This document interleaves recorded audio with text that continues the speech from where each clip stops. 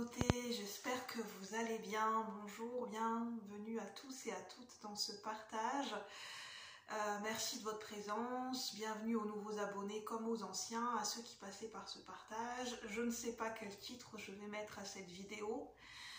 Je me sens inspirée par des énergies d'amour.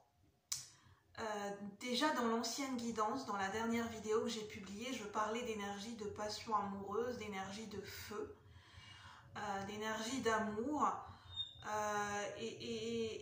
En fait, la phrase qui me vient, il y a un peu en ce moment, donc ça peut être intemporel, hein, ça sera juste pour vous au moment où vous visionnerez cette vidéo, et ça résonnera avec les personnes qui sont dans cette énergie, et pas avec tout le monde bien sûr, mais j'entends la phrase « il y a un besoin urgent d'aimer ». Et parce que l'amour a été tellement banalisé ces derniers temps, ces dernières années, soit parce que la réflexion qui me venait avant de tourner cette vidéo, soit parce que on est beaucoup, j'entends, aujourd'hui, on est beaucoup à ne plus croire en l'amour. On est beaucoup, de par des épreuves, de par des défis de vie, de par une vision des choses, on est beaucoup à avoir perdu foi en l'amour, au grand amour, en l'amour véritable. Et là, c'est là, on me parle d'amour d'un point de vue relation amoureuse, d'un point de vue relation sentimentale, que vous soyez un homme ou une femme, que vous soyez hétérosexuel, homosexuel, peu importe votre orientation sexuelle, en fait, on parle d'amour.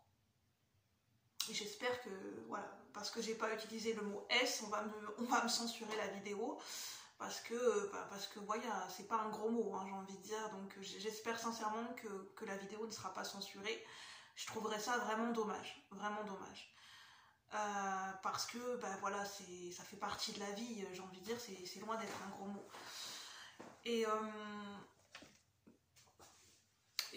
Oui, il y a une nécessité, parce qu'il y a beaucoup de gens qui ont perdu foi en l'amour, qui ne croient plus au grand amour, à l'amour véritable, au fait de trouver la bonne personne pour eux, enfin la bonne personne, celle qui considère être la personne, the personne.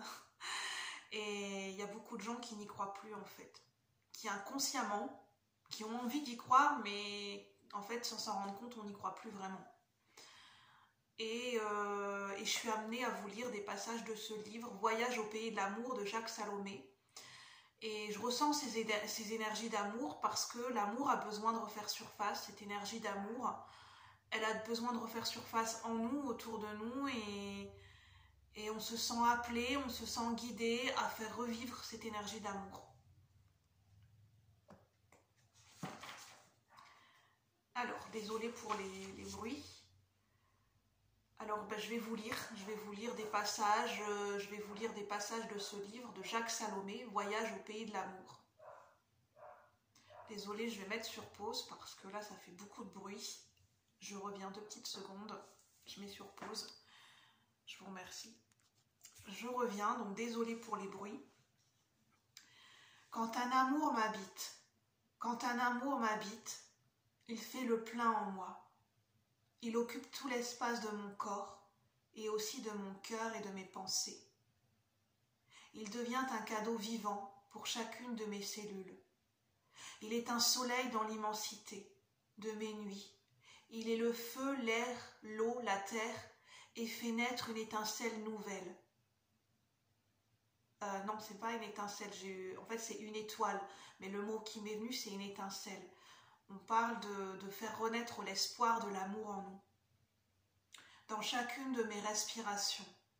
Il est présent dans tout ce qui m'entoure, dans chaque feuille d'arbre, dans chaque caillou du chemin, dans chaque nuage, comme dans l'infini du ciel. Sa source est inépuisable, car elle ne vient de personne d'autre que du plus profond et du plus doux de mes émois, enfin révélés et offerts. La révélation de l'amour en soi, se révéler l'amour en soi-même, cet amour qui est à l'intérieur de nous, qui est déjà présent, se le révéler, se le reconnaître en soi-même pour le diffuser, l'offrir et le partager. Je vais vous montrer un petit peu, vous pouvez mettre sur pause.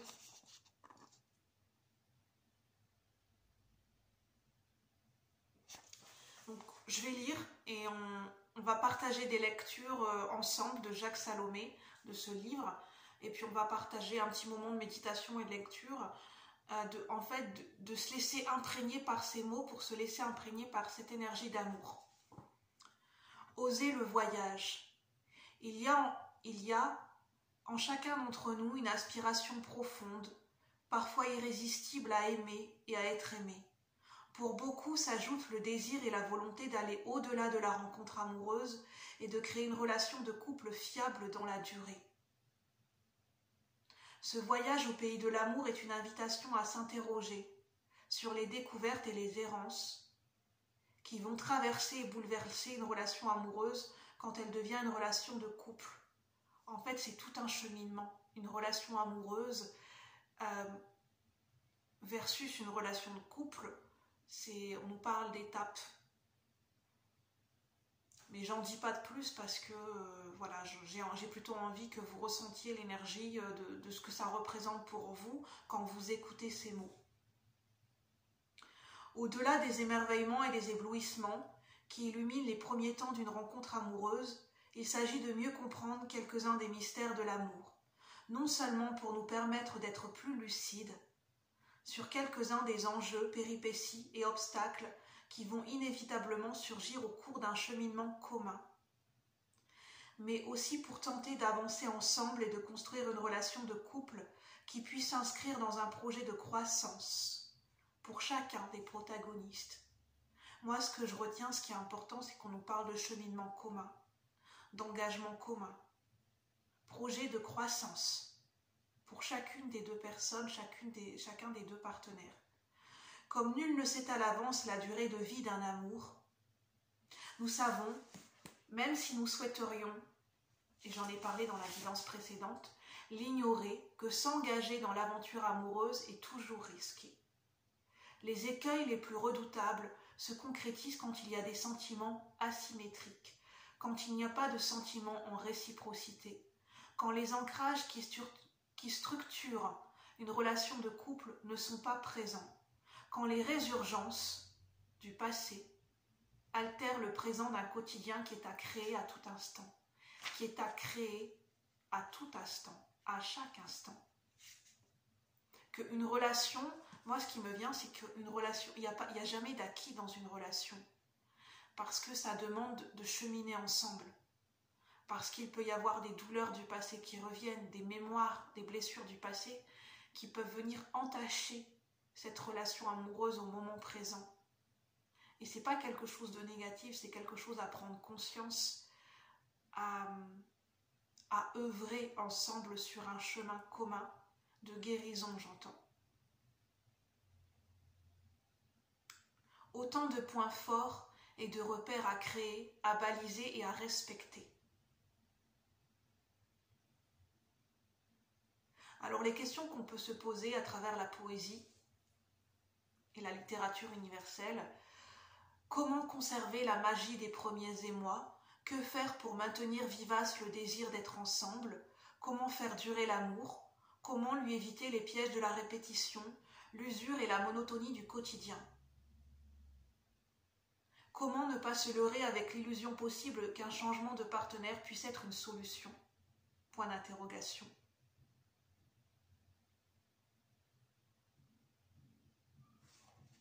Alors, je vais lire d'autres passages qui me parlent le plus. Là, on nous parle, et si on parlait vraiment d'amour sur ce chapitre? Un premier amour qui peut surgir à tout âge est souvent semblable à un prématuré lancé trop tôt dans la vie. Aussi faudra-t-il en prendre soin, le protéger et surtout le respecter, et j'ajouterai l'honorer. Ce qui n'est pas évident pour plusieurs, pour beaucoup d'entre nous, même en général, pour nous tous. Bien sûr, il nous restera toujours la possibilité de le maltraiter, ce dont certains ne se privent pas. Cette maltraitance a un sens. Nous voulons vérifier, comme nous l'avons parfois fait à l'adolescence avec nos parents, la solidité de l'amour de l'autre en le mettant à l'épreuve, pour savoir s'il saura nous garder. Je crois que l'amour est avant tout une vibration, une énergie qui nous habite, et nous transporte au sens fort du terme vers un autre, et de préférence vers l'amour d'un autre, même si celui-ci est encore balbutiant. Ce que nous recherchons, sans oser toujours le reconnaître, et ce qui donne lieu à des malentendus, c'est de rencontrer, en face d'une autre, un amour en réciprocité. Un amour qui s'accorde, qui résonne avec celui qui nous habite. C'est pour ça qu'on nous parle de cette énergie d'amour qui nous habite déjà en nous. Ce qui arrive parfois, mais moins souvent que nous ne l'espérons. L'amour, quand il est présent en nous, va labourer et ensemencer notre imaginaire, faire éclore de nombreux rêves et par là même commencer à nous transformer. L'amour, en ce sens, est l'une des ressources humaines qui nous permettent d'accéder au meilleur de nous-mêmes et de l'autre, et parfois aussi au pire. L'amour ne peut se dépouiller de ses rêves, car l'amour rêve d'amour. Il est porteur d'espérance, donc aussi d'exigence.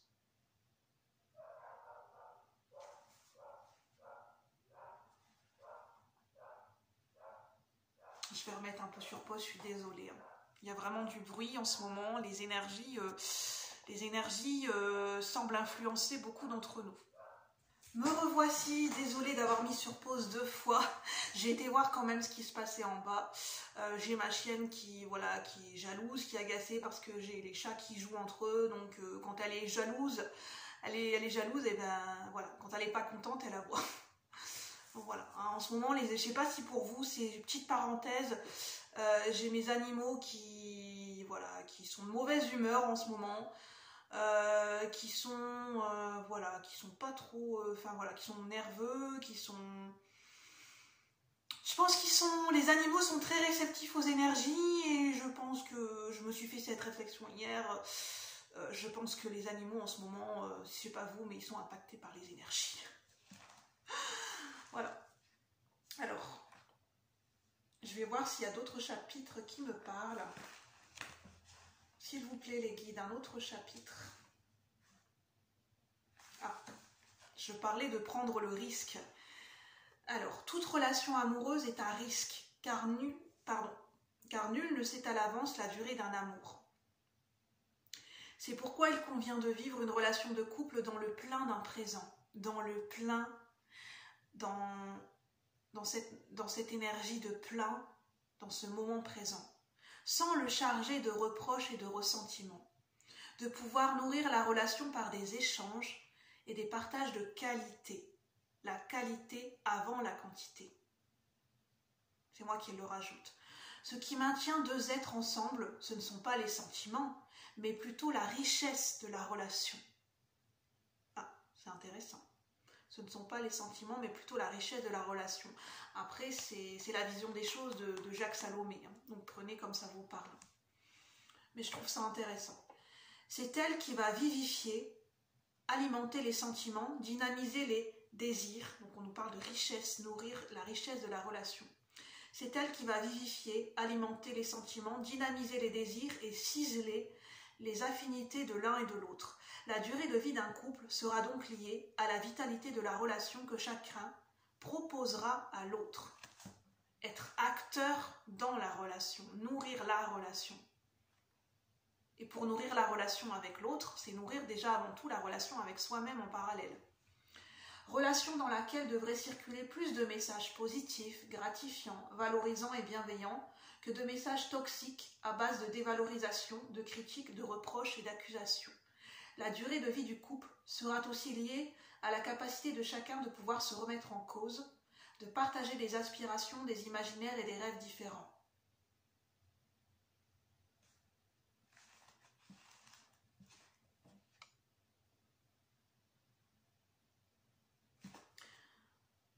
Je ne vais pas vous en lire plus. Je voulais vous présenter, que nous lisions ensemble quelques passages pour découvrir le livre de Jacques Salomé, Voyage au pays de l'amour, en plusieurs chapitres. Et puis je vais vous lire ce qui est noté derrière si vous souhaitez le découvrir. Il y a en chacun de nous une aspiration profonde à aimer, à être aimé et à construire une relation sur le long terme. Mais comment faire ? Comment mieux comprendre l'autre ? Comment surmonter nos peurs ?